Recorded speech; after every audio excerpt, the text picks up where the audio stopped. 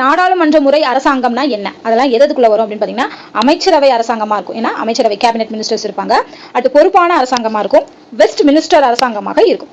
So இது மூணுமே வந்து நாடாளுமன்ற முறை அரசாங்கத்தை சார்ந்ததா இருக்கும். அப்ப ஆன்சர் வந்து இவை அனைத்தும். கீழ்கண்டவற்றில் கூட்டாட்சி அரசாங்கத்துடன் தொடர்பில்லாத பண்பியல்பு.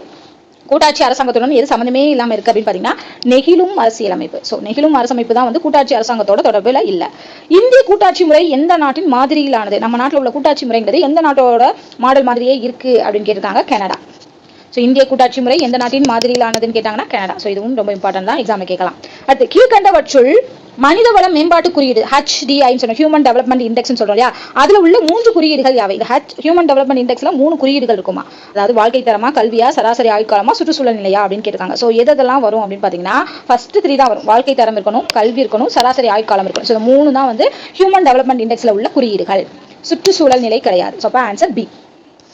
கீழ்கண்ட இயல்புகளில் இந்திய நாடாளுமன்ற முறை அரசாங்கம் செயல்பட அடிப்படையானது யாது? ஓகேவா, நம்ம இந்தியாவில் வந்து நாடாளுமன்ற அரசாங்கம் தான் இருக்கு. அது செயல்படணும்னா என்னென்னலாம் தேவை, பேசிக்கா என்ன தேவை அப்படின்னா, பெயரளவிலான மற்றும் உண்மையான செயலாட்சி வேணும், கீழவைக்கு பொறுப்பான செயலாட்சி இருக்கணும், உண்மையான செயலாட்சியாக பிரதமர் இருக்கணும். இது மூணுமே இருக்கிறதா வந்து அடிப்படையானது நாடாளுமன்ற முறை அரசாங்கத்துக்கு. ஆன்சர் இருக்கு இவை அனைத்தும். கீழ்கண்டவற்றில் எக்காரணங்களுக்காக நமது அரசமைப்பினை தோற்றுவித்தவர்கள் இங்கிலாந்து நாடாளுமன்ற முறையை தேர்ந்தெடுத்தனர். ஏன் வந்து நாடாளுமன்ற முறையை இங்கிலாந்தோட நாடாளுமன்ற, ஏன்னா நம்ம மேல பார்த்தோம் இல்லையா, வெஸ்ட் மினிஸ்டர் அரசாங்கம் அப்படிங்கிறது. சோ இங்கிலாந்தோட நாடாளுமன்றத்தோட பேரே வந்து வெஸ்ட் மினிஸ்டர் தான். அந்த ஃபாலோ பண்றதுனால தான் வெஸ்ட் மினிஸ்டர் அரசாங்கம் அப்படிங்கறதை வந்து நாடாளுமன்ற முறை அரசாங்கத்துக்கு வச்சிருக்காங்க. சோ அப்படி இங்கிலாந்து நாடாளுமன்ற முறையை தேர்ந்தெடுக்கிறதுக்கான ரீசன் என்ன அப்படின்னு கேட்டிருக்காங்க. சோ அதுல சில ஆப்ஷன்ஸ் வந்து கொடுத்திருக்காங்க. அம்முறைமையுடனான பரிச்சயம், அதிக பொறுப்புணர்வு இருக்கு, அதிக பிரிவினை, பன்முகத்தன்மையுள்ள இந்திய சமுதாயம். இந்த 4 எது வரும்னா தேர்ட் கண்டிப்பா வராது.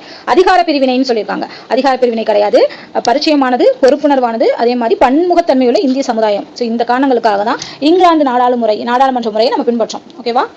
அடுத்து, அரசமைப்பின் அம்சங்கள் மற்றும் நடைமுறைகள் செயல்படுத்தப்படுவதை மேற்பார்வையிடும் கூட்டாட்சி அமைப்பு எது அப்படின்னு பாத்தீங்கன்னா செயலாட்சி தான்.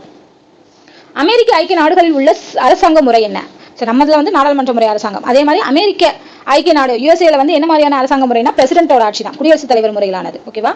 எழுதப்பட்ட அரசியலமைப்பு இல்லாத ஒரே நாடு, இது ரொம்ப முக்கியமானது. அதாவது நம்மளோட அரசியலமைப்புலாம் நம்மகிட்ட புக்காவே இருக்கு. கான்ஸ்டிடியூஷன் வந்து எழுதி அதை ரிவைஸ் பண்ணி நம்ம புக்கா வச்சிருக்கோம். அப்படி எழுதப்பட்ட அரசியலமைப்பு இல்லாத ஒரே நாடு வந்து இங்கிலாந்து தான்.